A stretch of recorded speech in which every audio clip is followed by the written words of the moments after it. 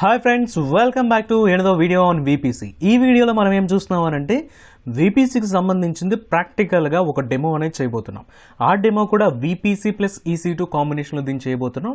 So most of the services like most of the common companies అన్నీ కూడా ఏం use చేస్తాయంటే వీపీసీ ఇంకా EC2 S3 కాంబినేషన్లో వీళ్ళన్నీ కూడా సర్వీసెస్ అన్నీ కూడా యూస్ చేస్తుంటారు. RDS కూడా ఒక సర్వీస్ యూస్ చేస్తారు. సో బేసికలీ ఈ ఒక్క కనెక్షన్స్ అనేది ఎట్లా ఎస్టాబ్లిష్ చేయాలనేది మనం కనుక తెలుసుకుంటే సో ఈజీగా మనం ఏదైనా కంపెనీలోకి వెళ్ళినప్పుడు వాళ్ళు ఇచ్చిన టాస్క్స్ అనేది ఈజీగా మనం చేయడానికి అయితే ఉంటుంది. అయితే ఇది నేర్చుకునే కంటే ముందు అసలు వీపీసీ అంటే ఏంటి అన్న దాని మీద నేను ఒక వీడియో చేశాను. అందులో ఏమేమి కాంపోనెంట్స్ ఉంటాయి, అవి దేనికి, వాటి పర్పస్ ఏంటి, లేకపోతే వీపీసీ క్రియేట్ చేసినప్పుడు దానికి సైజింగ్ అనేది ఏ విధంగా ప్రొవైడ్ చేయాలి అనే ఇన్ఫర్మేషన్ అంతటి గురించి కూడా నేను ముందు వేరొక 2 వీడియోస్ చేస్తున్నాను. అవి నా ప్లేలిస్ట్లో ఉంటాయి, వీపీసీ అనే ప్లేలిస్ట్లో. ఒకసారి అవి చెక్ చేసిన తర్వాత ఈ వీడియో డెమో చేయడానికి అయితే ట్రై చేయండి. అయితే ఫస్ట్ అండ్ ఫోర్త్ మనం చేయబోయేది ఏంటి అని అంటే AWS కన్సోల్లోకి వెళ్ళిన తర్వాత అక్కడ మనం ఏ రీజన్లో ఉన్నామనేది చెక్ చేసుకోవాలి. మీరు ఏ రీజన్లో ఉన్నారనేది చూసుకుని ఒకవేళ మీరు ఏ రీజన్కి దగ్గరగా ఉంటే ఆ రీజన్ చూస్ చేసుకుని, నేనైతే ఇండియన్ రీజన్లో ఉన్నాను కాబట్టి ముంబై రీజన్ చూస్ చేసుకుంటున్నాను. మీరు ఒకవేళ వేరే రీజన్స్కి దగ్గరగా ఉంటే ఆ రీజన్ని చూస్ చేసుకోండి. సో దట్ మనకి వెబ్సైట్ అనేది ఫాస్ట్గా లోడ్ అవుతుంది, అట్లనే సర్వర్స్ అనేది కూడా ఫాస్ట్గా యాక్సెస్ అయితే అవుతుంది. సో చూడండి, నేను ఇక్కడ ఏమేం క్రియేట్ చేస్తున్నాను అనేది చెప్పడం కోసం ఇక్కడ ఒక ఆర్కిటెక్చర్ అయితే క్రియేట్ చేశాను. మనం ఏదైనా AWSలో క్రియేట్ చేయాలి అని అంటే, ఒక కస్టమర్ కోసం ఒక ఇన్ఫ్రాస్ట్రక్చర్ అనేది AWS మీద క్రియేట్ చేయాలి అని అంటే ఫస్ట్ మనకి ప్రీ సేల్స్ వారు కానీ, సేల్స్ వాళ్ళు కానీ, లేకపోతే సొల్యూషన్ ఆర్కిటెక్ట్స్ కానీ ఒక ఆర్కిటెక్చర్ అనేది మనకి ప్రిపేర్ చేసిస్తారు. ఆ ఆర్కిటెక్చర్ని మనం AWSలో క్రియేట్ చేయాల్సి ఉంటుంది. ఇప్పుడు ఫర్ ఎగ్జాంపుల్ మనం కనుక ఇది చూస్తే, సో చూడండి, ఆర్కిటెక్చర్ డయాగ్రామ్స్ అనేది అయితే మనం ప్రిపేర్ చేయడానికి ఇట్లా app.diagrams.net అనేది అయితే మీరు కూడా యూజ్ చేసుకోవచ్చు. ఇది ఎందుకంటే ఇది ఫ్రీ, ఎవరికైనా సరే ఇది ఫ్రీ ఉంటుంది కాబట్టి, ఎటువంటి లైసెన్స్ ఫీ ఉండదు కాబట్టి సో ఇది యూజ్ చేసుకోవడానికి ట్రై చేయండి. లేదు మీకు లైసెన్స్ ఇది కావాలి అని అంటే, ఎందుకంటే మంచిగా మనకి లూసిడ్ చార్ట్ అనేది అయితే ఒకటి ఉంది. అయితే ఈ లూసిడ్ చార్ట్లో అయితే మనకు కొద్దిగా కాస్ట్ అనేది పే చేయాల్సి ఉంటుంది. బట్ ఈ app.diagrams.net మీద కంపేర్ చేస్తే లూసిడ్ చార్ట్ అనేది ఇవో చాలా బ్యూటిఫుల్గా ఉంటుంది. సో అయితే నేనైతే వీపీసీ ఈ diagrams.netలో ఈ వెబ్సైట్లో ఈ పర్టికులర్ ఆర్కిటెక్చర్ అయితే క్రియేట్ చేశాను. చూడండి, నేను ఇందులో ఏం చేస్తానంటే ఫస్ట్ స్టెప్ నేను చేసేది ఏంటి అని అంటే ముంబై రీజన్కి వెళ్తాను. ఆల్రెడీ నేను ముంబై రీజన్లోకి వెళ్ళాను. అట్లనే ఇందులో నేనేం చేస్తాను అంటే నెక్స్ట్ వీపీసీ ఒకటి క్రియేట్ చేస్తాను. ఫస్ట్ ఈ అవుట్లైన్ ఉంది చూసారు, వీపీసీ క్రియేట్ చేస్తాను. వీపీసీ క్రియేట్ చేసిన తర్వాత ఒక పబ్లిక్ సబ్నెట్ క్రియేట్ చేస్తాను, ఒక ప్రైవేట్ సబ్నెట్ క్రియేట్ చేస్తాను. అట్లా క్రియేట్ చేయడానికి ఏముంటుంది కానీ ఫస్ట్ నేనేం చేస్తానంటే 2 సబ్నెట్స్ క్రియేట్ చేస్తాను. ఆ 2 సబ్నెట్స్ అనేది క్రియేట్ చేసిన తర్వాత ఒక ఇంటర్నెట్ గేట్వే క్రియేట్ చేస్తాను. ఈ ఇంటర్నెట్ గేట్వే క్రియేట్ చేసిన తర్వాత ఈ పర్టికులర్ సబ్నెట్ని, లెఫ్ట్ సైడ్ ఉన్న సబ్నెట్ని పబ్లిక్ సబ్నెట్ అంటే ఇంటర్నెట్కి అవైలబుల్గా చేయడం కోసం ఏం చేస్తానంటే ఈ పబ్లిక్ సబ్నెట్కి అటాచ్ అయిన రౌట్ టేబుల్లో ఈ ఇంటర్నెట్ కనెక్షన్ అనేది, ఇంటర్నెట్ గేట్వే కనెక్షన్ అనేది అటాచ్ చేస్తాను. అప్పుడు ఏమవుతుంది అని అంటే ఈ ఇంటర్నెట్ గేట్వే ద్వారా ఇంటర్నెట్ అనేది ఎవరైనా సరే బయట నుంచి లోపలికి రీచ్ అవ్వడానికి అయితే ఉంటుంది. అయితే ఈ సెకండ్ EC2 ఇన్స్టెన్స్ ఉంది. ఈ సెకండ్ EC2 ఇన్స్టెన్స్ నేను ఎక్కడ లాంచ్ చేశాను అంటే ఈ ప్రైవేట్ సబ్నెట్లో లాంచ్ చేశాను. సో ఫస్ట్ నేను ఇంటర్నెట్ గేట్వే అటాచ్ చేశాను కాబట్టి ఇది పబ్లిక్ సబ్నెట్ అయింది. ఇంటర్నెట్ గేట్వే నేను సెకండ్ దానికి అటాచ్ చేయలేదు కాబట్టి ఇది ప్రైవేట్ సబ్నెట్ అయింది. సో ఇవి రెండు ఎక్కడ డిఫరెన్స్ ఉంటుంది అని అంటే ఆ రౌట్ టేబుల్లో మనం చేంజ్ చేసే రౌట్ మీద డిపెండ్ అయ్యి అది పబ్లికా ప్రైవేటా అనేది అయితే ఉంటుంది. సో నాట్ గేట్వే గురించి అయితే నేను ఇందులో మాట్లాడడం లేదు, దాని గురించి సెపరేట్ వీడియోలో అయితే చూద్దాం. ఈ 2 సబ్నెట్లో కూడా ఒక సబ్నెట్లో ఒక ఇన్స్టెన్స్, సెకండ్ సబ్నెట్లో సెకండ్ EC2 ఇన్స్టెన్స్ లాంచ్ చేస్తాను. ఈ ఫస్ట్ సబ్నెట్లో లాంచ్ చేసిన EC2 ఇన్స్టెన్స్ని నేను నా లోకల్ సిస్టమ్ నుంచి ఈ పోర్ట్ నెంబర్ 22 ద్వారా SSH కనెక్షన్ యూజ్ చేసుకుని దీనికి కనెక్ట్ అవుతాను. అయితే నేను at the same time second ఉన్నటువంటి EC2 లైనెక్స్, ఈ ప్రైవేట్ సబ్నెట్లో ఉన్న EC2 లైనెక్స్ ఇన్స్టెన్స్ కూడా కనెక్ట్ అవ్వడానికి ట్రై చేస్తాను. బట్ ఇక్కడ కనెక్షన్ అయితే మనకి ఎక్స్పెక్టెడ్ రిజల్ట్ ఏంటి అని అంటే ఫెయిల్ అవుతుంది. ఎందుకనంటే ఈ ఇంటర్నెట్ గేట్వే అనేది నేను ఈ సెకండ్ EC2 ఇన్స్టెన్స్ కానీ ప్రైవేట్ సబ్నెట్ కానీ నేను అటాచ్ చేయలేదు కాబట్టి ఏమవుతుంది అని అంటే ఇక్కడ కనెక్షన్ అనేది ఫెయిల్ అవుతుంది. ఇక్కడ కనెక్షన్ అయితే ఎస్టాబ్లిష్ అవ్వదు. సో అందువల్ల ఇక్కడ మనకి కనెక్షన్ అనేది ఫెయిల్ అవ్వాలి. సో ఇది మాత్రం కనెక్షన్ అనేది ఎస్టాబ్లిష్ అవుతుంది. అయితే మనం కాన్సెప్ట్ చెప్పుకున్నప్పుడు ఏం చెప్పుకున్నాం అంటే వీపీసీలో ఏదైతే రీసోర్సెస్ ఉంటాయో ఆ రీసోర్సెస్ అన్నీ కూడా ఒకదాని నుంచి ఒకటి కనెక్ట్ అవ్వడానికి బై డిఫాల్ట్ రూల్ ఉంటుంది. ఆ రూల్ని మనం డిలీట్ కూడా చేయలేము. సో అప్పుడు అందు గురించి మనం ఏం చేద్దాం అంటే ఈ సెకండ్ ఉన్నటువంటి EC2 ఇన్స్టెన్స్ని మనం బయట నుంచి అయితే కనెక్ట్ అవ్వలేము కానీ బట్ వీపీసీ లోపలికి వెళ్ళిపోయిన తర్వాత అయితే కనెక్ట్ అవ్వచ్చు. ఇప్పుడు నేనేం చేస్తానంటే ఈ పర్టికులర్ ఈ పోర్ట్ నెంబర్ 22 యూస్ చేసుకొని నేను EC2 లైనెక్స్ ఈ ఫస్ట్ పబ్లిక్ సబ్నెట్లో ఉన్న సర్వర్లో కనెక్ట్ అయ్యి ఈ సర్వర్ నుంచి ఈ సెకండ్ EC2 సబ్నెట్లో ఉన్న ఈ సర్వర్కి కనెక్ట్ అవుతాను. ఇది ఎందుకంటే రెండు కూడా సేమ్ VPCలో ఉన్నాయి కాబట్టి, సేమ్ నెట్వర్క్లో ఉన్నాయి కాబట్టి రెండు కూడా ఈజీగా కనెక్ట్ అవుతాయి. సో అది ఏ విధంగా చేయాలని చెక్ చేద్దాం. సో నెక్స్ట్ వన్ ఏంటి అని అంటే దీని మీద ఒక ల్యాంప్ స్టాక్ ఆల్రెడీ మనం EC2 లాంచ్ చేసేటప్పుడు చూసాం. బట్ ఇక్కడ కూడా అగైన్ ఒకసారి చిన్న వెల్కమ్ హలో వరల్డ్ అనే మెసేజ్తో ఒక HTML పేజ్ క్రియేట్ చేసి దాని నుంచి క్రియేట్ చేసిన తర్వాత మనం ఏం చేద్దాం అంటే ఆ పోర్ట్ నెంబర్ 80 మీద దాన్ని ఎనేబుల్ చేద్దాం. అప్పుడు ఈ పర్టికులర్ యూజర్స్ అనే వాళ్ళు ఏ విధంగా దాన్ని కనెక్ట్ అవుతారో అనేది కూడా మనం ఇక్కడ చెక్ చేద్దాం. ఇది చూస్తే మీరు రెడ్ డాట్స్ ఉన్నాయి చూసారా, ఈ రెడ్ డాషెస్ ఉన్నదంతా కూడా సెక్యూరిటీ గ్రూప్స్ అనమాట. సో సెక్యూరిటీ గ్రూప్స్ గురించి నెట్వర్క్ యాక్సెస్ కంట్రోల్ లిస్ట్ గురించి ఆల్రెడీ మనం డిస్కస్ చేసాం ఇదివరకు వీడియోలో. సో సెక్యూరిటీ గ్రూప్స్ ఏం చేస్తుంది అని అంటే సర్వర్ లెవెల్లో సెక్యూరిటీని అందిస్తుంది. అదే NACL ఏం చేస్తుంది, ఈ పబ్లిక్ సబ్నెట్లో ఏవైతే రీసోర్సెస్ ఉన్నాయో వాటన్నిటి కూడా మనం సెక్యూరిటీ ప్రొవైడ్ చేయాలంటే అది మనం NACL యూస్ చేస్తాం. బట్ నార్మల్గా NACL ఎవరు కూడా సెట్ చేయరు, ఎక్కువగా సెక్యూరిటీ గ్రూప్ అనేది యూస్ చేస్తారు. సో నేను ఇక్కడ రెండు సర్వర్స్కి కూడా సెక్యూరిటీ గ్రూప్ని నేను ఇక్కడ అటాచ్ చేస్తున్నాను. సో చూద్దాం ఈ సెక్యూరిటీ గ్రూప్స్లో పోర్ట్ నెంబర్ చేయకపోతే యాక్సెస్ అనేది ఏ విధంగా ఉంటుంది, అటాచ్ చేసినప్పుడు ఏ విధంగా ఉంటుంది. అయితే మనం చేయబోయే ఫస్ట్ యాక్షన్ ఏంటి అని అంటే ఫస్ట్ మనం ముంబై రీజియన్లోకి వెళ్ళాలి. చూడండి ఇక్కడ ముంబై రీజియన్లోకి వెళ్దాం. ఆల్రెడీ నేను ముంబై రీజియన్లో ఉన్నాను.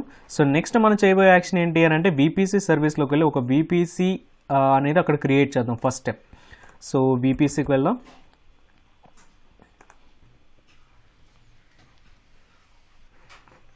చూడండి ఇక్కడ బై డిఫాల్ట్గా నేను VPCలోకి వెళ్ళినప్పుడు నాకు ఇక్కడ డాష్ బోర్డ్లో చూస్తే కనుక VPC అనేది ఒకటి కనిపిస్తుంది. ఈ 1 అనేది ఎవరు క్రియేట్ చేస్తారు అంటే AWS వాళ్ళే. మీరు మీకున్నటువంటి అన్ని రీజన్స్లో కూడా చెక్ చేయండి. ప్రతి రీజన్లో కూడా ఒక డిఫాల్ట్ VPC, డిఫాల్ట్ సబ్నెట్స్, అట్లనే ఒక ఇంటర్నెట్ గేట్వే, రౌట్ టేబుల్ అనేది ఆల్రెడీ వాళ్ళు డిఫాల్ట్గా ప్రొవైడ్ చేస్తారు. అది ఎందుకు అని అంటే ఇట్లా నెట్వర్కింగ్ తెలియని వాళ్ళకి ఎవరికైనా ఇబ్బందిగా ఉంటుందని వాళ్ళు జస్ట్ AWSలోకి రాగానే వాళ్ళు జస్ట్ నెట్వర్కింగ్తో ఇబ్బంది పడకుండా EC2 లాంచ్ చేసుకుని యూజ్ చేసుకోవడం కోసం వాళ్ళు ఆ విధంగా ఒక నెట్వర్క్ అనేది అయితే ప్రీ డిఫైన్డ్గా సెట్ చేసి ఉంటారు. ఆల్రెడీ నెట్వర్క్ యూస్ చేసి ఒక EC2కి ఎట్లా కనెక్ట్ అవ్వాలి, ఎట్లా క్రియేట్ చేయాలి అనేది అయితే మనం ఇంతకుముందు వీడియోలో EC2లో డెమో ఇచ్చిన వీడియోలో లైనక్స్ విండోస్లో మనం చెక్ చేసాం. ఇక్కడ ఏం చేద్దాం అని అంటే మనం VPC అనేది క్రియేట్ చేద్దాం. VPC క్రియేట్ చేయడానికి మనకు 2 ఆప్షన్స్ ఉన్నాయి. ఒకటి లాంచ్ VPC విజర్డ్ అని. ఈ లాంచ్ VPC విజర్డ్ అంటే ఇది ఒక టెంప్లెట్ టైప్ అనమాట. వీడు ఒక 4 స్టెప్స్ ఇచ్చారు చూడండి. ఈ VPC విత్ సింగిల్ సబ్నెట్ కావాలా, లేకపోతే VPC with public and private subnet కావాలా, VPC విత్ ఇవన్నీ ఉన్నాయి చూసారు, ఇవన్నీ కూడా ప్రీ డిఫైన్ టెంప్లెట్స్.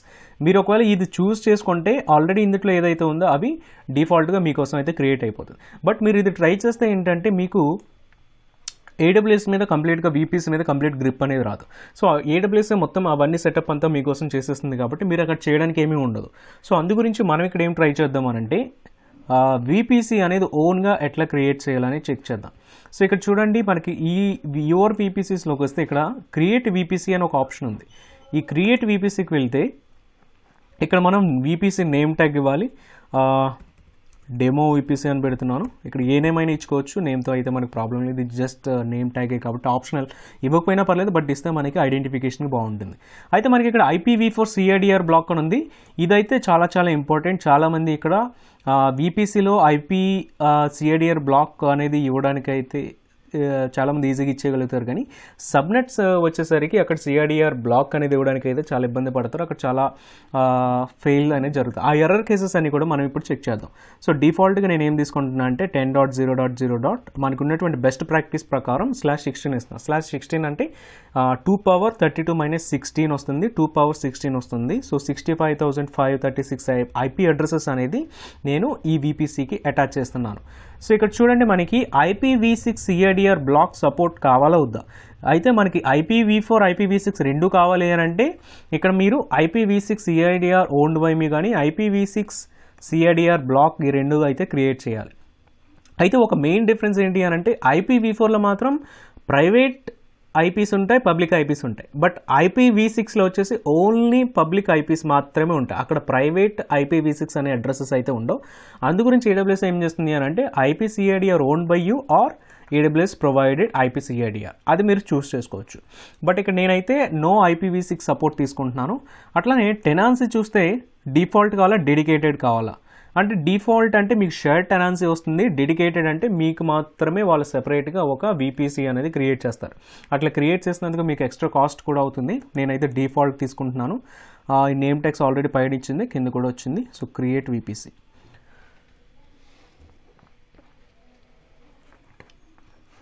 సో చూడండి ఒక్కసారి మనకి VPC అనేది క్రియేట్ అయిన తర్వాత ఈ విధంగా వస్తుంది. ఒక VPCకి ఒక ఐడి అనేది వస్తుంది.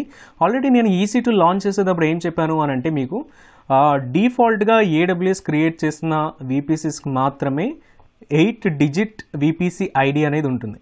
సో AWS ఏం చేస్తుంది అంటే ఇదివరకు ఫస్ట్ 6 డిజిట్ ఐడీస్ అనేది క్రియేట్ చేసేవాళ్ళు EC2కి కానీ లేకపోతే VPCకి కానీ. అదేమైందంటే కొన్ని రోజుల తర్వాత యూజర్స్ అనే వాళ్ళు పెరిగిపోయి సో వాటిని అయితే క్రియేట్ చేయలేకపోయేవాళ్ళు. సో అందు గురించి ఏం చేశారు అని అంటే అక్కడ ఉన్నటువంటి VPC ఐడీస్ అన్నీ కూడా డిఫరెంట్ ఐడీస్ ఉండాలి కాబట్టి ఆ ఐడీస్ అన్నీ కూడా జనరేట్ అవడం కోసం ఈ 8 డిజిట్ ఐడీని 16 డిజిట్ ఐడి కింద చేంజ్ చేశారు. మీరు కొత్తగా ఎటువంటి VPC అనేది క్రియేట్ చేసినా మీకు 16 డిజిట్ అనే ఐడీనే వస్తుంది. అట్లనే ఎటువంటి EC2 క్రియేట్ చేసినా EC2 అక్కడ మీకు లేకపోతే I-16 డిజిట్ కోడ్ అనేది వస్తుంది. సో ఇక్కడ చూడండి మనకి demo VPC IPv4 CADR black, మనం ఇచ్చిన CADR బ్లాక్ రేంజ్ అయితే ఇది, default VPC CADR block range అయితే ఇది. సో ఈ విధంగా ఉంటుంది. ఒకసారి మనం ఈ VPC యొక్క డీటెయిల్స్ అనేది చూద్దాం. సో ఇది క్లిక్ చేసుకోవడం లోపలికి వెళ్ళొచ్చు, లేకపోతే ఇక్కడ నుంచి అయినా మనం డీటెయిల్స్ అనేది చెక్ చేసుకోవచ్చు. ఒకసారి లోపలికి వెళ్ళి డీటెయిల్స్ అనేది చెక్ చేద్దాం. అసలు VPC అనేది క్రియేట్ చేసిన తర్వాత మనకి ఏమేమి వస్తుంది. VPC ఐడి వచ్చింది, దెన్ డిఫాల్ట్ VPC కాదు, మనం ఇది కస్టమ్గా క్రియేట్ చేసిన VPC కాబట్టి అది VPC CADR బ్లాక్ అంటే ఇది. DHCP ఆప్షన్స్ సెట్, ఇది మీకు ఇప్పుడే అర్థం కాదు, నెట్వర్కింగ్లో ఇది బాగా యూజ్ అవుతుంది. Set available state, disable DNS host names. So ఇది డిజేబుల్ అయ్యింది. సో చూడండి DNS హోస్ట్ నేమ్స్ అనేది కనుక డిజేబుల్ అయితే ఒక EC2 క్రియేట్ చేసినప్పుడు నేను ఇక్కడ చూపిస్తాను మీకు 2 డిఫరెన్సెస్ చూపిస్తాను. ఈ DNS హోస్ట్ నేమ్స్ డిజేబుల్ అయి ఉన్నప్పుడు EC2కు ఎటువంటి పారామీటర్స్ వచ్చాయి, ఈ DNS హోస్ట్ నేమ్స్ ఎనేబుల్ చేసినప్పుడు EC2కి ఎటువంటి పారామీటర్స్ వచ్చాయి అనే డిఫరెన్స్ అయితే నేను అక్కడ చూపిస్తాను. సో చూడండి ఇక్కడ మెయిన్ మనకి ఇటువంటి VPCకి ఒక మెయిన్ రౌట్ టేబుల్ అయితే ఒకటి కనెక్ట్ అయింది, మెయిన్ నెట్వర్క్ ACL కూడా ఒకటి కనెక్ట్ అయింది. ఇవన్నీ కూడా డిఫాల్ట్ ఒక VPC క్రియేట్ చేసినప్పుడు ఆటోమేటిక్గా వస్తాయి. ఇంకా ఎక్స్ట్రా కావాలంటే ఆ రౌట్ టేబుల్స్ అనేది మనం క్రియేట్ చేసుకుని అటాచ్ చేసుకోవచ్చు. అయితే DNS నేమ్స్ అనేది ఒక ఫస్ట్ సర్వర్ డిజేబుల్ చేసి క్రియేట్ చేద్దాం, సెకండ్ సర్వర్కి ఎనేబుల్ చేసి క్రియేట్ చేద్దాం. అప్పుడు మనకి డిఫరెన్స్ అనేది క్లియర్గా అర్థమవుతుంది. సో నెక్స్ట్ మనం VPC అనేది అయితే క్రియేట్ చేసాం. నెక్స్ట్ స్టెప్ ఏం చేయాలి అంటే సబ్నెట్స్ క్రియేట్ చేయాలి. సబ్నెట్స్ అని క్రియేట్ చేయాలి, 2 సబ్నెట్స్ చేయాలి. సో డైరెక్ట్ VPCకి వెళ్ళిపోదాం. నెక్స్ట్ ఎవరి VPCస్ కింద సబ్నెట్స్ ఉంది. సబ్నెట్స్లో డిఫాల్ట్గా 3 సబ్నెట్స్ అయితే ఉంటాయి. అవి AWS వాళ్ళు క్రియేట్ చేసిన డిఫాల్ట్ VPCకి సంబంధించినవి. సో ఇక్కడ చూడండి క్రియేట్ సబ్నెట్, మన VPC చూస్ చేసుకోవాలి. First VPC demo VPC. Next దీనికి ఇచ్చిన CADR ఏంటి అని అంటే 10.0.0.0/16. ఇప్పుడు చూడండి సబ్నెట్ 1 సబ్నెట్ నేమ్ ఇస్తున్నాను. ఇదేంటి అని అంటే పబ్లిక్ సబ్నెట్ ఇస్తున్నాను. అట్ ద సేమ్ టైం AZ1లో క్రియేట్ చేస్తాను. మనకి మొత్తం కూడా 3 అవైలబిలిటీ జోన్స్ ఉంటాయి కదా ముంబై రీజియన్లో. సో అందులో నేను AZ1లో పబ్లిక్ సబ్నెట్ అనేది క్రియేట్ చేస్తాను. సో నెక్స్ట్ అవైలబిలిటీ జోన్ ప్రిఫరెన్స్లో మనం అక్కడ ఏ సబ్నెట్ లాంటి ఏ అవైలబిలిటీ జోన్లో క్రియేట్ చేయాలి అనే ప్రిఫరెన్స్ మనం ప్రొవైడ్ చేయొచ్చు. ఎటువంటి ప్రిఫరెన్స్ కూడా ప్రొవైడ్ చేయకుండా నో ప్రిఫరెన్స్ ఉంచేస్తే కనుక అక్కడ AWS ఏం చేస్తుంది అని అంటే ఏదో ఒక సబ్నెట్ని అయితే చూస్ చేసుకుంటుంది. సో మనం ఇక్కడ ఏం చేద్దామంటే 1A చూస్ చేసుకుంటున్నాను నేను. సెకండ్ సబ్నెట్ క్రియేట్ చేసినప్పుడు 1B చూస్ చేసుకుందాం. IPv4 CADR బ్లాక్ అనేది ఇక్కడ చూడండి. ఇప్పుడు ఇక్కడ నేను ఇక్కడ ఫస్ట్ VPCకి ఇచ్చింది ఏంటి 10.0.0.0/16. VPCకి ఇచ్చింది మొత్తం అన్నీ కూడా 65,536 IP అడ్రసెస్ అయితే ఒకవేళ నేను ఇదే మొత్తం కాపీ చేసి కనుక ఇక్కడ పెట్టేస్తే ఆ 65,536 IP అడ్రసెస్ కూడా ఒక సబ్నెట్గా వచ్చేస్తాయి, అన్నీ కూడా కంప్లీట్ అయిపోతాయి. సో అప్పుడు ఏమవుతుంది అని అంటే సెకండ్ సబ్నెట్ అనేది క్రియేట్ అవ్వకుండా ఎర్రర్ అనేది వస్తుంది. ఎందుకంటే నేను మొత్తం కూడా ఒకటే సబ్నెట్కి అలొకేట్ చేశాను కాబట్టి సెకండ్ సబ్నెట్కి అలొకేట్ చేయడానికి ఏం లేదు కాబట్టి అక్కడ నాకు ఎర్రర్ అయితే వస్తుంది. సో అట్లా కాకుండా మనం ఏం చేయాలి అని అంటే ఉన్నటువంటి బెస్ట్ ప్రాక్టీస్ ప్రకారం 24 కనుక తీసుకుంటే ఓన్లీ 256 IP అడ్రసెస్ మాత్రమే ఈ సబ్నెట్కి అలొకేట్ అవుతాయి. సో మిగిలిన IP అడ్రసెస్ అన్నీ కూడా మనకి ఆ VPCలో అవైలబుల్గా ఉంటాయి. నెక్స్ట్ ఎన్ని సబ్నెట్స్ కావాలంటే అన్ని సబ్నెట్స్ మనం క్రియేట్ చేసుకోవడానికి ఉంటుంది. సో 10.0.0 అని క్రియేట్ చేశాను కదా. సో ఇక్కడ public subnet AZ1. Next second subnet add చేయడానికి యాడ్ న్యూ సబ్నెట్ తీసుకోండి. Subnet 2 of 2. ఇక్కడ ప్రైవేట్ సబ్నెట్ AZ2. ఇక్కడ అవైలబిలిటీ జోన్ వచ్చేసరికి సెకండ్ అవైలబిలిటీ జోన్ చూస్ చేసుకోండి. CADR బ్లాక్ ఇక్కడ చూడండి, ఇక్కడ CADR బ్లాక్ ఇచ్చేటప్పుడు సో మళ్ళీ సేమ్ ఇచ్చారనుకో 10.0.0.24 ఇచ్చారనుకోండి. సో మీకు ఇక్కడ ఎర్రర్ అయితే చూపిస్తుంది. సో ఈ విధంగా ఉంది కదా. సో ఇప్పుడైతే ఒక్కసారి సబ్మిట్ చేస్తున్నప్పుడు అయితే మనకి ఇక్కడ ఎర్రర్స్ అయితే చూపిస్తుంది. ఎందుకని అంటే ఇక్కడ ఆల్రెడీ మనం ఈ 256 IP అడ్రసెస్ కూడా ఇక్కడ ఫస్ట్ సబ్నెట్కి అలొకేట్ చేస్తాం. సెకండ్ సబ్నెట్ కూడా మళ్ళీ అదే అలొకేట్ చేయడానికి ట్రై చేస్తున్నాం. ఒకసారి క్రియేట్ చేస్తానని ట్రై చేస్తాను, డెఫినెట్గా అయితే మనకి ఎర్రర్ వస్తుంది. ఇక్కడ చూడండి, మనకి CIDR address overlaps with existing subnet CIDR. Already ఇక్కడ మనం అలొకేట్ చేసాం కాబట్టి ఇక్కడ మళ్ళీ మనం అలొకేట్ చేయడానికి అయితే ఉండదు. ఇప్పుడు దీన్ని కొంచెం చేంజ్ చేద్దాం. చాలామంది ఏం చేస్తారు అని అంటే, ఫస్ట్ తెలియక ఇక్కడ ఫస్ట్ 1 అని ఇస్తారు, మళ్ళీ ఒకసారి క్రియేట్ సబ్నెట్ ఉంది, మళ్ళీ సేమ్ ఎర్రర్ వస్తుంది. దీన్ని తీసి ఒక 10 అట్లా పెడదాం, క్రియేట్ సబ్నెట్. సో మళ్ళీ సేమ్ ఎర్రర్ అనేది వస్తుంది. సో ఎందుకని ఆ విధంగా వస్తుంది అని అంటే, మనం ఏం చేసాం, /24 అంటే మొత్తం 256 IP అడ్రసెస్ ఉంటాయి. ఇక్కడ నేను VPC sizing and subnet sizing వీడియోలో చెప్పాను ఇది డీటెయిల్డ్గా. సో ఒకవేళ ఇది ఎవరైనా చూడకపోతే ఆ వీడియోలోకి వెళ్ళి చూడండి. ఇక్కడ ఒక్కొక్క IPv4 అంటే మొత్తం 4 పార్ట్స్ ఉంటాయి. ఒక్కొక్క పార్ట్ కూడా ఒక్కొక్క ఆక్టెక్ట్ అని కాల్ చేస్తారు. ఆక్టెక్ట్ అంటే మొత్తం కూడా 8 బిట్స్ అనేది ఉంటుంది. ఆ ఒక్కొక్క డిజిట్లో మనకి 8 బిట్స్ అనేది ఉంటుంది. ఇక్కడ కంప్యూటర్లో ఏదైనా మనం అడ్రస్ అనేది ఐడెంటిఫై చేయాలి అంటే 0s and 1లో ఉంటుంది కాబట్టి, సో మొత్తం ఇదంతా కూడా బైనరీ డిజిట్ ఫార్మాట్లో ఉంటుంది. 0s and 1s ఉంటాయి ఆ 8 బిట్స్లో కూడా. సో ఆ 8 బిట్స్ కూడా మనం 00000 నుంచి మొత్తం 111111 అలా పెట్టుకుంటూ వెళ్తే 0 నుంచి 255 IP అడ్రసెస్ అనేది మనకి ఆ మధ్యలో వస్తుంది. ఇక్కడ మనం ఏం చేసాం, ఆల్రెడీ ఈ థర్డ్ ఇండెక్స్లో, ఈ 0th ఇండెక్స్లో మొత్తం 0 నుంచి 255 IP అడ్రసెస్ అంటే ఈ 4th డిజిట్లో 0 నుంచి 255 వరకు కూడా ఫస్ట్ సబ్నెట్కి ఇచ్చేసాం. ఇప్పుడు మళ్ళీ నేను ఇక్కడ 4th ఆక్టెక్ట్లో చేంజ్ చేశాను అనుకో, ఆల్రెడీ 256 IP అడ్రస్ 0th ఇండెక్స్లో పైన సబ్నెట్కి వెళ్ళిపోయాయి. ఇప్పుడు సెకండ్ సబ్నెట్కి నేను ఇవ్వాలి అని అంటే ఈ ఇండెక్స్ చేంజ్ చేసుకోవాలి. ఇందులో కూడా మనకి థర్డ్ ఆక్టెక్ట్లో 0 నుంచి 255 ఉంటాయి, అట్లానే ఇందులో కూడా 0 నుంచి 255 ఉంటాయి. ఈ 10 అని ఉన్న ప్లేస్లో కూడా 0 నుంచి 255 వరకు ఉంటాయి. ఇక్కడ నేను ఇది 0 అని పైన ఇచ్చాను కాబట్టి కింద దానికి ఏమి ఇస్తాను అని అంటే 1 అని ఇస్తాను. సో 1, మళ్ళీ థర్డ్ సబ్నెట్ ఇవ్వాలంటే 2, ఫోర్త్ సబ్నెట్ ఇవ్వాలంటే 3, అట్లా 4, అట్లా 5, అట్లా 6, 7, అట్లా ఎన్ని సబ్నెట్స్ అయినా మీరు క్రియేట్ చేసుకోవచ్చు. ఇది నా సెకండ్ సబ్నెట్ కాబట్టి పైన 0 ఇచ్చింది కాబట్టి కింద 1 ఇస్తాను. సో ఇప్పుడు చూడండి, ఏదైనా ఎర్రర్ వస్తుందేమో. సో ఇప్పుడైతే క్రియేట్ అయిపోతుంది. సో ఇటువంటి ప్రాబ్లం అనేది చాలామంది ఫ్రెషర్స్ చేసేటప్పుడు ఎక్కువగా వాళ్ళకి ఇక్కడ సబ్నెట్స్ క్రియేట్ చోట అయితే చాలా ప్రాబ్లం అవుతుంది. ఇదైతే ఒకసారి ఐడెంటిఫై చేయండి. సో ఇంతకుముందు వీడియోలో నేను ఏం చెప్పానంటే, ఒక్కొక్క సబ్నెట్ క్రియేట్ అయిన దానికి మనకి ప్రతి దానికి కూడా ఒక్కొక్క NACL అయితే అటాచ్ చేసి ఉంటుంది. సో ఒక్కొక్క NACL అటాచ్ చేసి ఉంటుంది, ఒక్కొక్క రౌట్ టేబుల్ కూడా అటాచ్ చేసి ఉంటుంది. ఇక్కడ చూడండి, పబ్లిక్ సబ్నెట్ AZ1లోకి వెళ్తున్నాను. ఇక్కడ డీటెయిల్స్ చూస్తే దీనికి కూడా ఒక ID వచ్చింది. Available IP address 255. ఎందుకంటే ఒక్కొక్క సబ్నెట్లో 5 IP అడ్రసెస్ అనేది రిజర్వ్ చేసుకుని పెట్టుకుంటుంది AWS అనేది. సో అందు గురించి మనకు ఓన్లీ 251 IP అడ్రసెస్ అనేది ఇక్కడ అవైలబుల్గా వచ్చాయి. సో సబ్నెట్ IPCIDR మన V6 ఎనేబుల్ చేయలేదు కాబట్టి లేదు. ఇక్కడ చూడండి, రౌట్ టేబుల్ ఉంది. ప్రతి సబ్నెట్కి కూడా ఒక రౌట్ టేబుల్ అనేది ఉంటుంది. అట్లానే ఒక నెట్వర్క్ ACL అనేది ఉంటుంది. ఇది NACL. అట్లానే మనం ఇచ్చిన CIDR అయితే ఇది. ఇక్కడ చూడండి, auto assign public IPv4 address. So దీని గురించి కూడా మనం డిస్కస్ చేయాలి. Auto assign public IP address అనేది ఇది ఎక్కడ యూజ్ అవుతుంది అనేది నేను చెప్తాను. ఇక్కడ ప్రెసెంట్ అయితే ఇది నో అని ఉంది. మనం EC2 క్రియేట్ చేసేటప్పుడు దీనికి సంబంధించిన విషయాన్ని మనం ఇక్కడ అక్కడ చెక్ చేద్దాం. అయితే మనం చెక్ చేయాల్సిన ఏమున్నాయి అని అంటే, ఇందాక ఒకటి అనుకున్నాం చెక్ చేసేది. అదేంటి అని అంటే, ఒకటి DNS హోస్ట్ నేమ్స్ ఎనేబుల్ చేసేది, నెక్స్ట్ వన్ వచ్చేసి పబ్లిక్ IP ఎనేబుల్ చేయాలా వద్దా అనేది అయితే మనం చూస్తున్నాం. ఇవి రెండు కూడా మనం లాస్ట్లో అక్కడ EC2 క్రియేట్ చేసేటప్పుడు చెక్ చేద్దాం. సో ఇది మనకి VPC సబ్నెట్స్ గురించి ఈ విధమైన ఇన్ఫర్మేషన్ అయితే ఇక్కడ అవైలబుల్గా ఉంటుంది. నెక్స్ట్ మళ్ళీ చూద్దాం.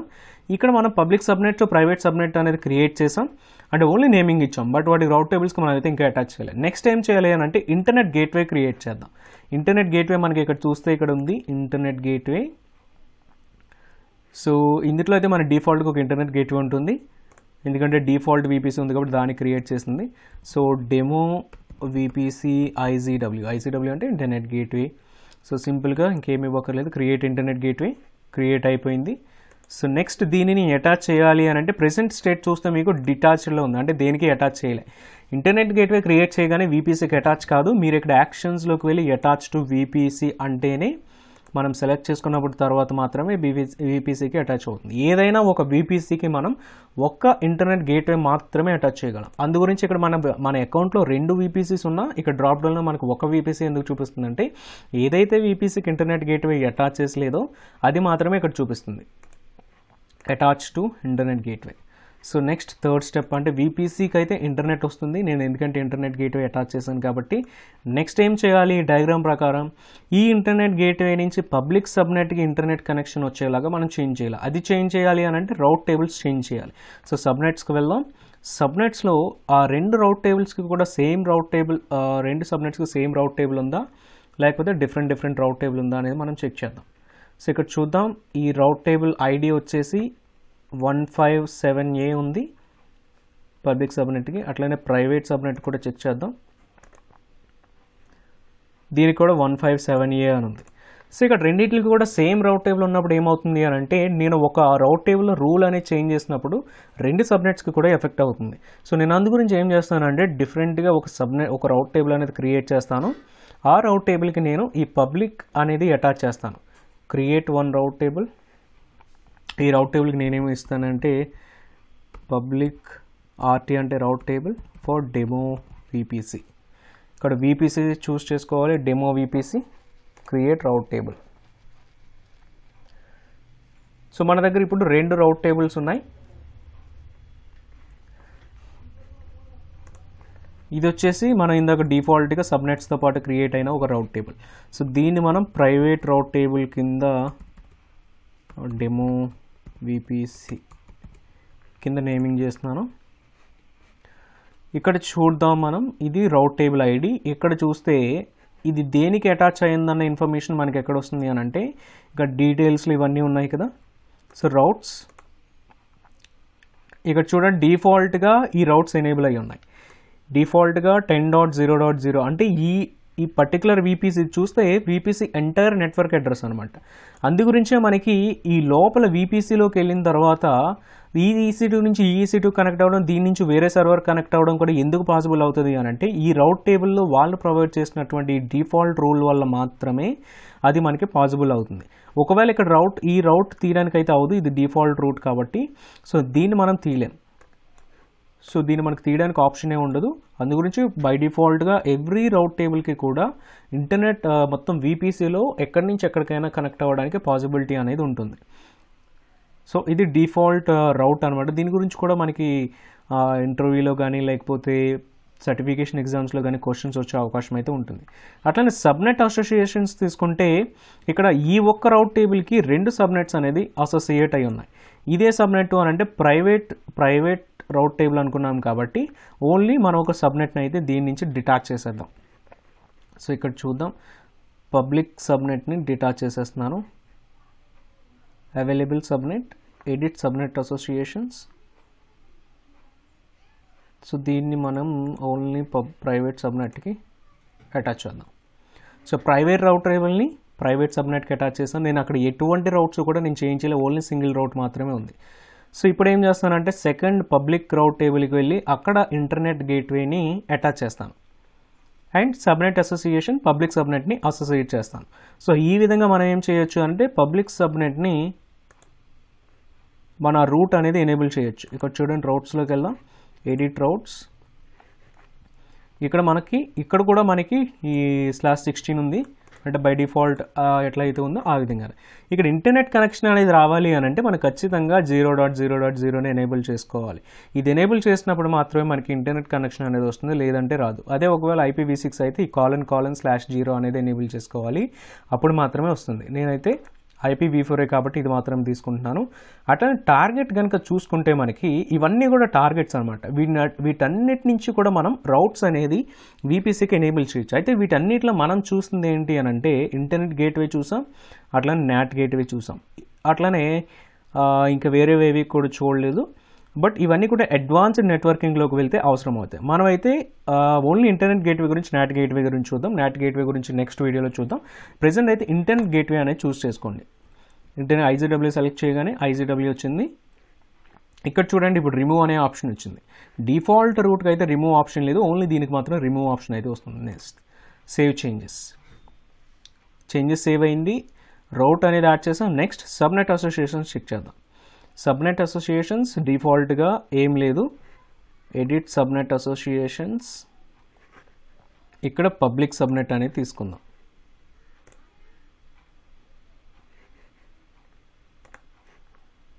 సో సో ఇక్కడ మళ్ళీ సబ్నెట్ అసోసియేషన్స్ చూస్తే ఇక్కడ పైన చూడండి ఒక సబ్నెట్ అయితే ఇక్కడికి వచ్చింది.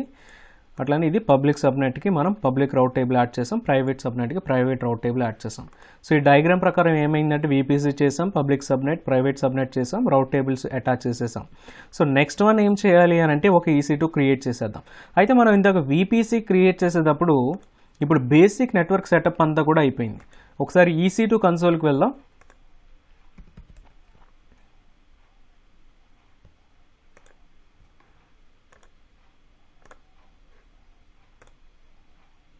సో ఇప్పుడు నేను EC2 కన్సోల్లో ఉన్నాను. EC2 కన్సోల్లో కూడా మీరు ఏ రీజన్లో ఉన్నారని చెక్ చేసుకోండి. సో ముంబై రీజన్, మీరు ఏదైతే రీజన్లో VPC క్రియేట్ చేశారో EC2 కూడా అదే రీజన్లో క్రియేట్ చేస్తారు. ఇవన్నీ కూడా రీజన్ స్పెసిఫిక్ సర్వీసెస్. ఎందుకంటే మీరు ఒక రీజన్లో క్రియేట్ చేసిన వేరే రీజన్లో యాక్సెస్ చేసుకోవడానికి ఉండదు. సో ఏ రీజన్లో అయితే క్రియేట్ చేస్తారో అక్కడ మాత్రమే ఆ రిసోర్స్ని మాత్రమే మీరు అటాచ్ చేయడానికి అనేది ఉంటుంది. ఇక్కడ చూస్తే నాకు 0 ఇన్స్టెన్సెస్ ఉన్నాయి. అయితే నేను ఇందాక మీకు ఒకటి చెప్పాను, ఇన్స్టెన్సెస్ క్రియేట్ చేసేటప్పుడు మనం ఏం చెక్ చేయాలి అని అంటే DNS రిజాల్వ్ ఎనేబుల్ అయిందా లేదా, లేకపోతే పబ్లిక్ సబ్నెట్ ఎనేబుల్ చేసిందా లేదా అని చెక్ చేద్దాం అనుకున్నా. ఒకసారి ఆ ఆప్షన్స్ ఎక్కడ వస్తాయనేది కూడా చెక్ చేద్దాం. సో లాంచ్ ఇన్స్టెన్సెస్కి వెళ్తున్నాను. ఇన్స్టెన్సెస్లో నేనేం చేస్తానంటే ఒక లైనెక్స్ ఇన్స్టెన్స్ అనేది లాంచ్ చేస్తాను. సో ఫస్ట్ వన్ తీసుకుందాం. సెలెక్ట్ EMI అంటే ఏంటి, ఇన్స్టెన్స్ టైప్ అంటే ఏంటి, ఇవన్నీ కూడా నేను EC2 డెమో ఇచ్చిన వీడియోలో, EC2 లైనెక్స్ డెమో ఇచ్చిన వీడియోలో నేను అందులో చెప్పాను. ఒకసారి మీరు కనుక ఆ వీడియో చూసుండకపోతే ఆ వీడియో చూడండి, అక్కడ మీకు డీటెయిల్ ఇన్ఫర్మేషన్ అనేది అవైలబుల్గా ఉంటుంది. సో చూస్ చేసుకునేటప్పుడు ఫ్రీ టైర్ ఎలిజిబుల్ ఇన్స్టెన్స్ మాత్రమే చూస్ చేసుకోండి, అప్పుడు మాత్రం మీకు కాస్ట్ పడకుండా ఉంటుంది. So next configure instance details. ఇక్కడ చూడండి, కాన్ఫిగర్ ఇన్స్టెన్స్ డీటెయిల్స్లో ఇదివరకు మనం క్రియేట్ చేసినప్పుడు డిఫాల్ట్తో క్రియేట్ చేసాం. ఇప్పుడు నెట్వర్క్ అనేది మనకు ఆల్రెడీ ఉంది కాబట్టి మన నెట్వర్క్ మనం చూస్ చేసుకోబోతున్నాం, డెమో VPC. నెక్స్ట్ సబ్నెట్ కూడా పబ్లిక్ సబ్నెట్లో క్రియేట్ చేస్తున్నాను. ఫస్ట్ వన్ వచ్చేసి పబ్లిక్ సబ్నెట్లో క్రియేట్ చేస్తున్నాను. ఇక్కడ చూడండి ఆటో అసైన్ పబ్లిక్ IP ఉంది. ఈ ఆటో అసైన్ పబ్లిక్ IPకి మనకి ఎన్ని ఆప్షన్స్ ఉన్నాయి అని అంటే 3 ఆప్షన్స్ ఉన్నాయి. Use subnet setting or enable or disable. మీరు ఇది ఎనేబుల్ చేస్తే మీకు పబ్లిక్ IP అనేది అటాచ్ అవుతుంది, డిసేబుల్ చేస్తే పబ్లిక్ IP అనేది అటాచ్ కాదు.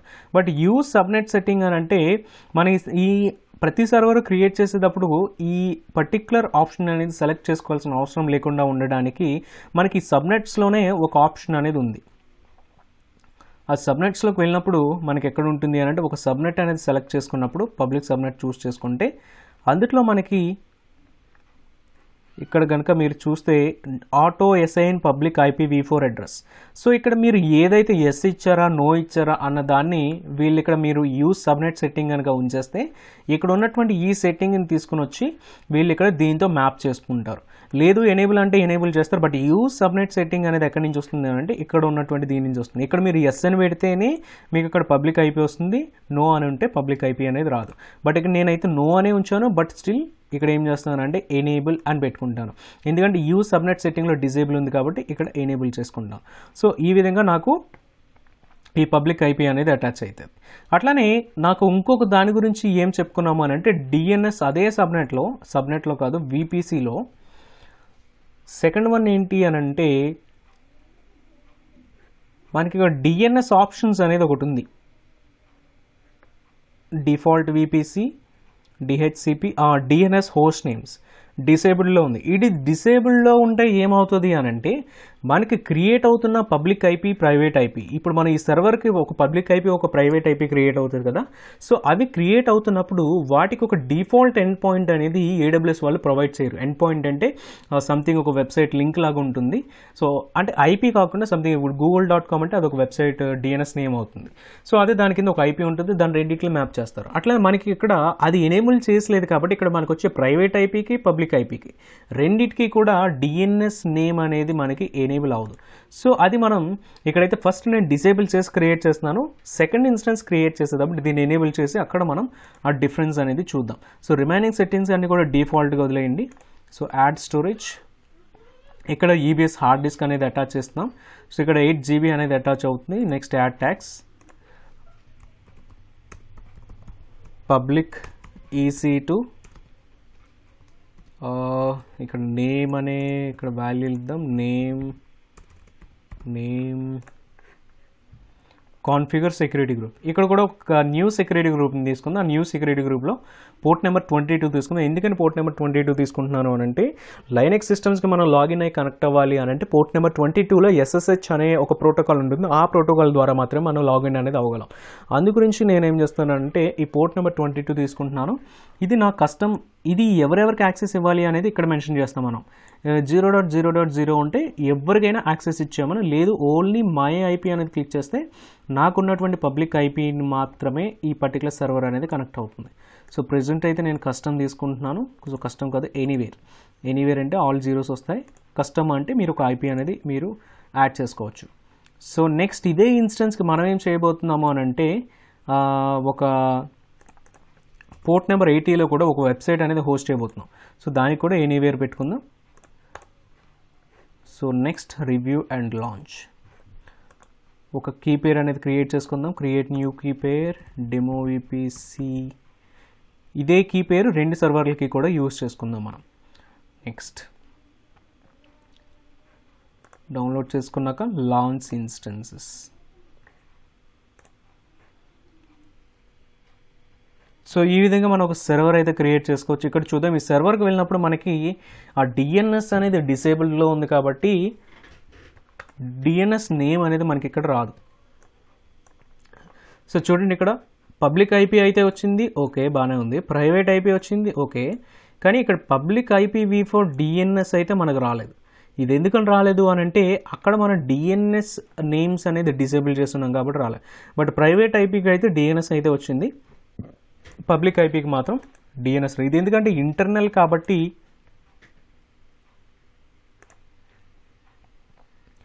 ప్రైవేట్ ఐపీకి అయితే మనకి ఇక్కడ డిఎన్ఎస్ నేమ్ అయితే వచ్చింది. ఇది ఎందుకంటే ఇది ఇంటర్నల్ కాబట్టి సో ప్రాబ్లం ఏం లేకుండా వస్తుంది.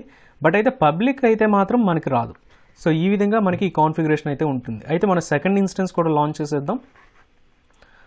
సెకండ్ ఇన్స్టెన్స్ కూడా అమెజాన్ లైనక్స్ v2 తీసుకుందాం.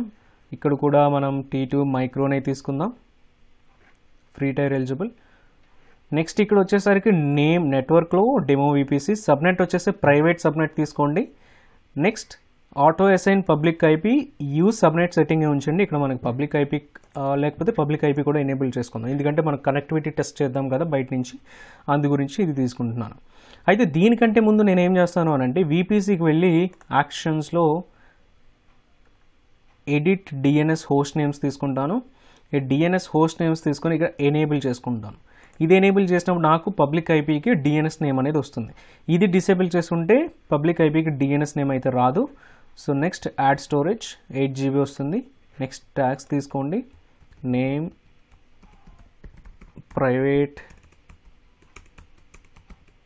EC2, configure security group. ఇక్కడ ఓన్లీ పోర్ట్ నెంబర్ 22 ఇవ్వండి, ఎనీవేర్ కూడా అక్కర్లేదు. సో నేను ఏం చేస్తానంటే విత్ ఇన్ ద విపిసి మాత్రం కనెక్ట్ అవ్వడానికి నేను డిఫాల్ట్గా అలౌ చేస్తాను 16.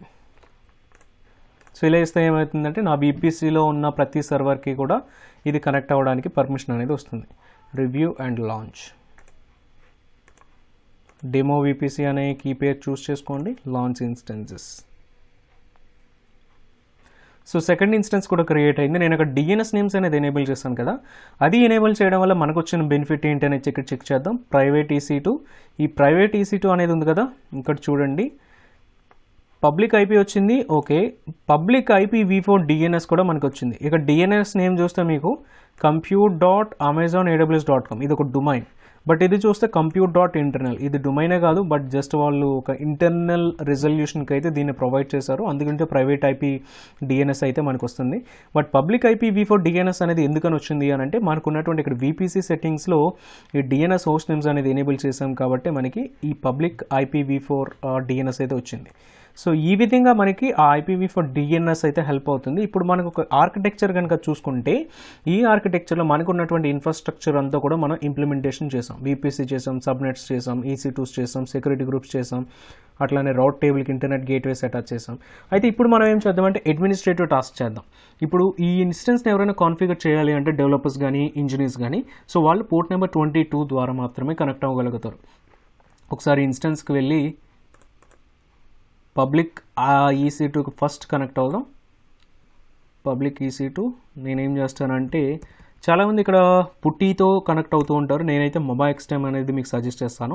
పుట్టితో కనెక్ట్ అయినప్పుడు ఏమవుతుంది అని అంటే మీరు మీకు డౌన్లోడ్ చేసుకున్న ఆ PEM ఫైల్ అనేది మీరు మళ్ళీ PPK ఫైల్ కింద కన్వర్ట్ చేయాల్సిన ఇదైతే ఉంటుంది.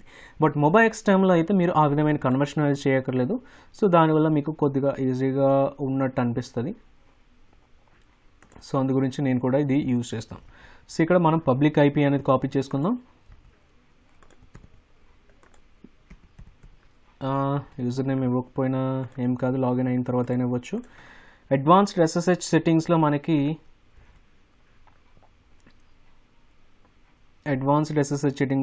యూజ్ ప్రైవేట్ కీ, మనం డౌన్లోడ్ చేసిన కీ అనేది ఇక్కడ చూస్ చేసుకుందాం. డెమో VPC,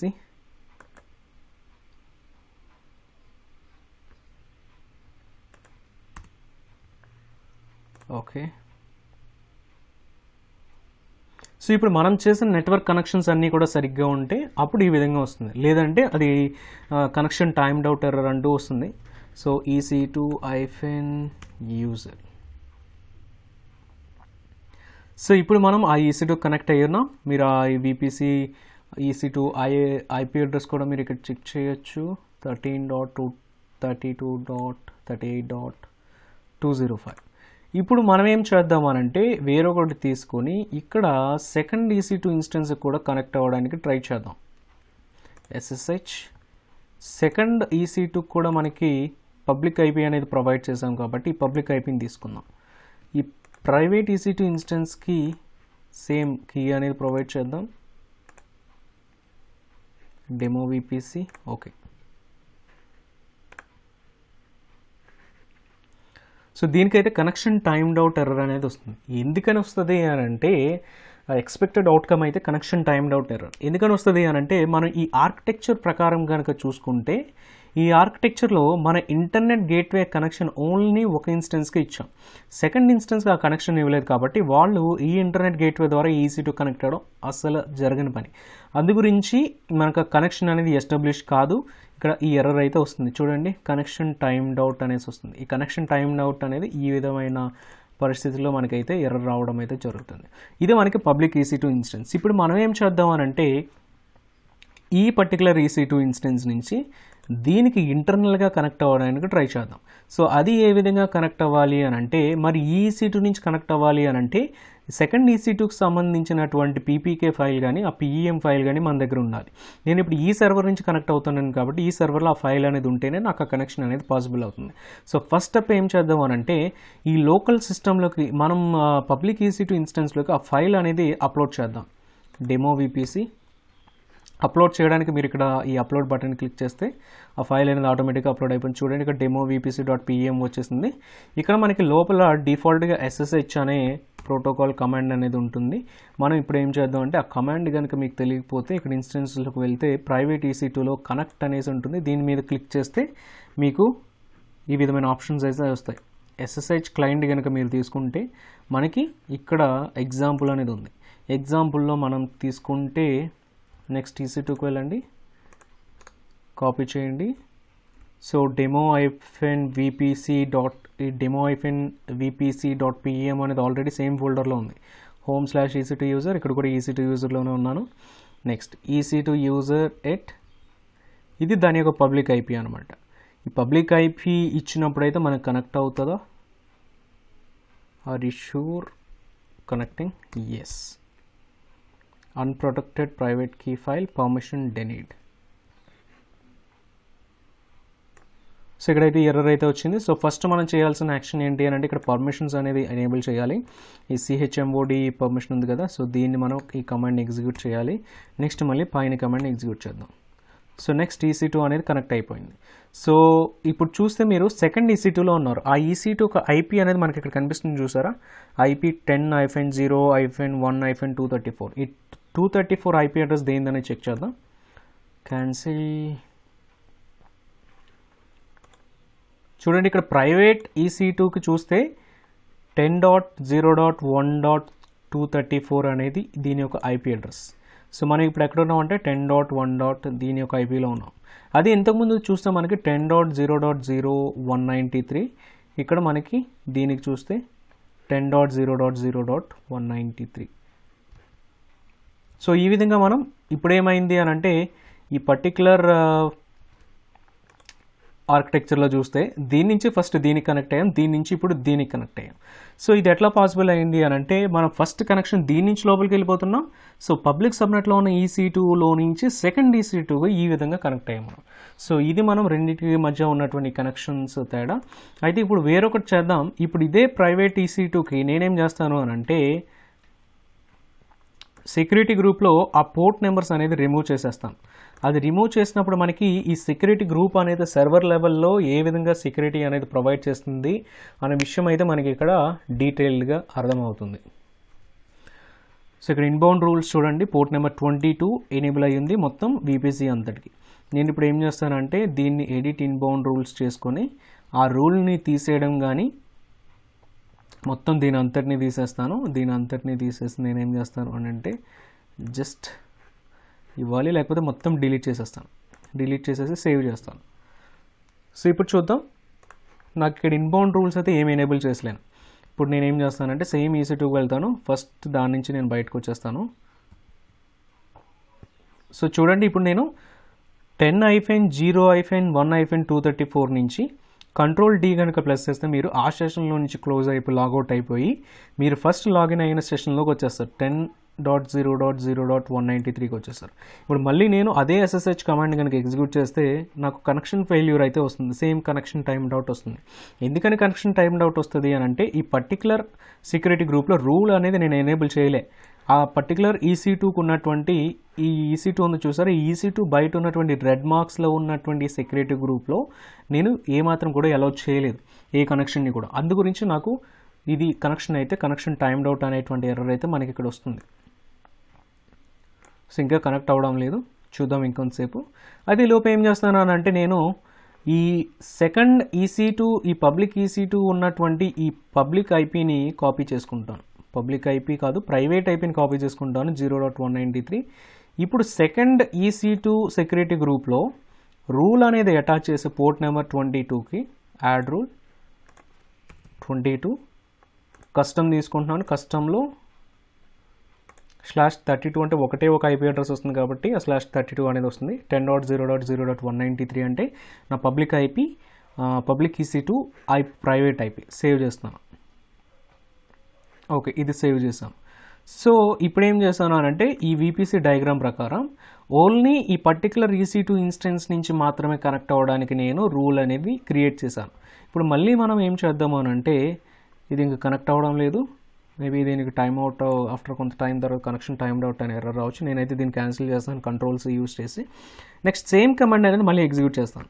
ఎగ్జిక్యూట్ చేసినప్పుడు చూడండి ఇప్పుడు మనకి ఎంత స్పీడ్గా ఎగ్జిక్యూట్ అయింది. ఇప్పుడు మళ్ళీ నేను 10.1.234 సర్వర్లోకి వచ్చేసాను. సో ఈ విధంగా రెండింటి మధ్య ఉన్నటువంటి కనెక్షన్ని మనం ఈ విధంగా చేసుకోవచ్చు. సో రెండు సెషన్స్ని కూడా నేను క్లోజ్ చేస్తున్నాను. ఒక్క పని చేద్దాము, సింపుల్గా ఒక చిన్న వెబ్ సర్వర్ అనేది క్రియేట్ చేద్దాం, దాంతో క్లోజ్ చేద్దాం. sudo yum install httpd అంటే అపాచీ సర్వర్ ఒకటి వస్తుంది -by. సో అపాచీ సర్వర్ ఒకటి ఇన్స్టాల్ అయిన తర్వాత ఆ సర్వర్ని స్టార్ట్ చేద్దాం. సర్వీస్ httpd స్టార్ట్ అనే కమాండ్ ఇస్తే ఆ పర్టికులర్ సర్వర్ అనేది స్టార్ట్ అవుతుంది. Fail to start.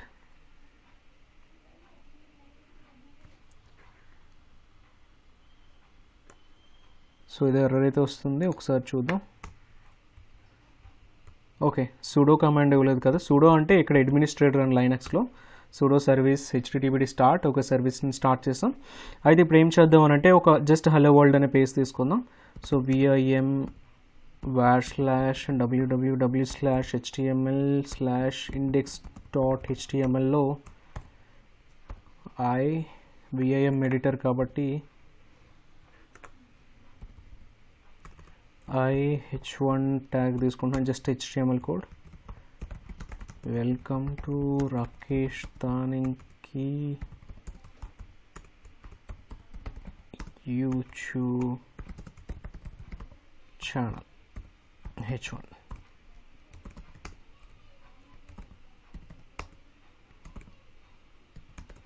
ఓకే, మనం బయట నుంచి లోపల ఉన్నటువంటి దానికి వెళ్తున్నాం కాబట్టి దీనికి కూడా మనం sudo అనేది ఇవ్వాలి, లేకపోతే ఇది సేవ్ చేయడానికి పాసిబిలిటీ అనేది అయితే ఇవ్వదు. Next same h1 thanks for watching this video h1.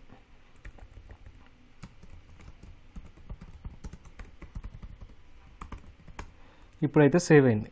So ఇప్పుడు ఏం చేద్దాం అంటే సేమ్ ఈ పబ్లిక్ ఐపీకి ఉన్నటువంటి పబ్లిక్ ఐపీని తీసుకుందాం. పబ్లిక్ EC2లో దీన్ని పెట్టుకుని బ్రౌజ్ చేస్తే మనకి ఇక్కడ సేమ్ మన లోపల ఏదైతే ఎంటర్ చేసామో అదైతే మనకు వచ్చేస్తుంది. Thanks for watching this video Rakesh Taningi. So ఈ విధంగా అయితే వస్తుంది.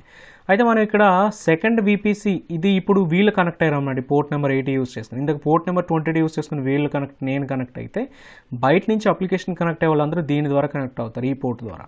ఇప్పుడు ఫస్ట్ EC2లో ఉన్నటువంటి సెక్యూరిటీ గ్రూప్కి వెళ్తాను నేను. ఆ సెక్యూరిటీ గ్రూప్లో పోర్ట్ నెంబర్ 80 రిమూవ్ చేసేస్తాను. సో పోర్ట్ నెంబర్ 80 రిమూవ్ చేసినప్పుడు నాకు అది ఏ విధంగా వర్క్ అవుతుందని చూద్దాం. సో SSH అనేది ఉంచుతాను, డిలీట్. Okay, save. సో ఇదే పేజ్ కనుక నేను మళ్ళీ రీఫ్రెష్ చేసి చూస్తే నాకు ఇక్కడ రాదు, సేమ్ మళ్ళీ కనెక్షన్ టైమ్అవుట్ ఎర్రర్ అనేది వస్తుంది, ఇక్కడ తిరుగుతూనే ఉంటుంది. సో ఈలోపు మళ్ళీ మనం ఏం చేద్దాం అంటే పోర్ట్ని మళ్ళీ ఎనేబుల్ చేద్దాం. Add rule 80 anywhere, save rule. So ఇదైతే కనెక్షన్ ఫెయిల్ అవుతుంది, site can't be reached. So నేను అక్కడ రూల్ చేంజ్ చేశాను, ఇమీడియట్గా సైట్ అనేది వచ్చేసింది. సో ఈ విధంగా మనకి సెక్యూరిటీ అనేది ప్రొవైడ్ చేయడానికి సర్వర్ లెవెల్లో హెల్ప్ అవుతుంది. బేస్డ్ ఆన్ ఐపీని బట్టి కూడా మనకి ఇక్కడ అనేది హెల్ప్ అవుతుంది. సో బేస్డ్ ఆన్ ఐపీ ఎట్లా వర్క్ అవుతుంది అనేది మీరు చెక్ చేయండి. అయితే ఇక్కడ మొత్తం కూడా అయిపోయింది. ఇప్పుడు మనం చేయాల్సింది ఏంటి అంటే క్లీనప్ చేయాలి. క్లీనప్లో ఏం చేస్తాము అని అంటే, సో చూడండి మనం ఇప్పటిదాకా క్రియేట్ చేసిన ఇవన్నీ రీసోర్సెస్లో VPC, public subnet, private subnet, అట్లనే ఇంటర్నెట్ గేట్వే, రౌట్ టేబుల్స్, ఇవన్నీ కూడా మనకి ఛార్జెస్ అయితే అవ్వవు, కానీ EC2కి మాత్రం మనకి ఛార్జెస్ అవుతాయి. సో మిగిలినవన్నీ కూడా మీరు డిలీట్ చేసినా చేయకపోయినా EC2 మాత్రం డిలీట్ చేయండి. EC2లోకి వెళ్ళి సింపుల్గా ఇన్స్టెన్సెస్ చూస్ చేసుకోండి.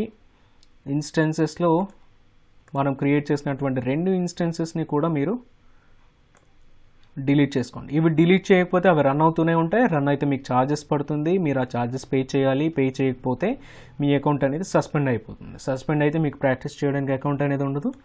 సో మీకు ఆ విధమైన ప్రాబ్లం వచ్చే అవకాశం అయితే ఉంటుంది. సో 2 ఇన్స్టెన్సెస్ నేను చూస్ చేసుకున్నాను. Instance state terminate.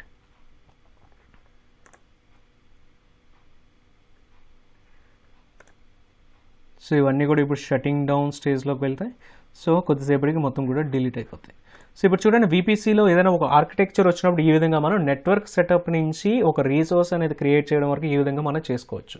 సో ఇది VPCకి సంబంధించిన డెమో. నెక్స్ట్ వీడియోస్లో మనం VPC పీరింగ్ గురించి, ప్రైవేట్ లింక్స్ గురించి చెక్ చేద్దాం. అది అయిన తర్వాత మళ్ళీ దాని గురించి కూడా ఒక డెమో అనేది చూద్దాం. So thanks for watching my video. This is Rakesh Taningi. See you in the next video.